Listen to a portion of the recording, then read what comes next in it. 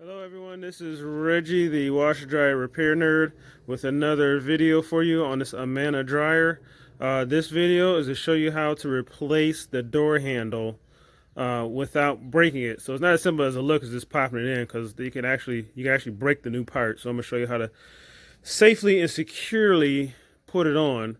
Also, I've got another video. If you have an Amana dryer that is not drying, they do have a unique issue outside of the normal, changing the element, changing the fuse.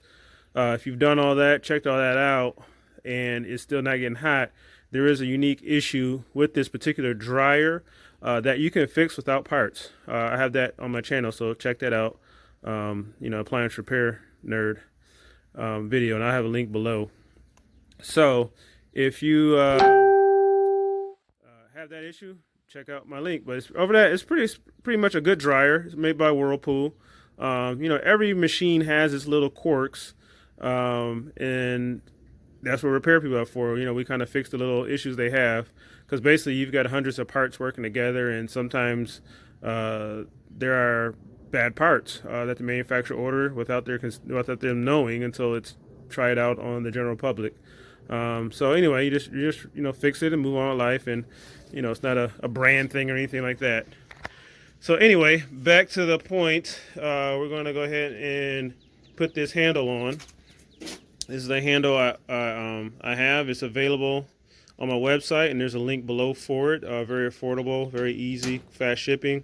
So what you want to do is, what this dish is dish liquid, and you want to put a little bit of soap on the tabs here, and what that'll do is that'll help them slide in easier and keep it from breaking. Because what happens if you put it in dry, a lot of times those tabs will snap on you. So that basically is the secret. So what we're going to do is, let me switch hands because I am right-handed, and we're going to put this on. So first thing that goes in is the grooves. They're right here in the grooves.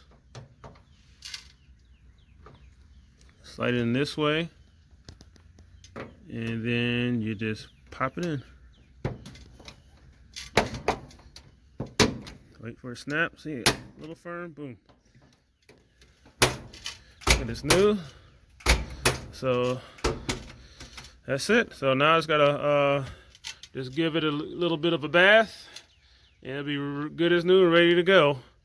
Any questions, feel free to comment below. And this is Reggie, the appliance repair nerd.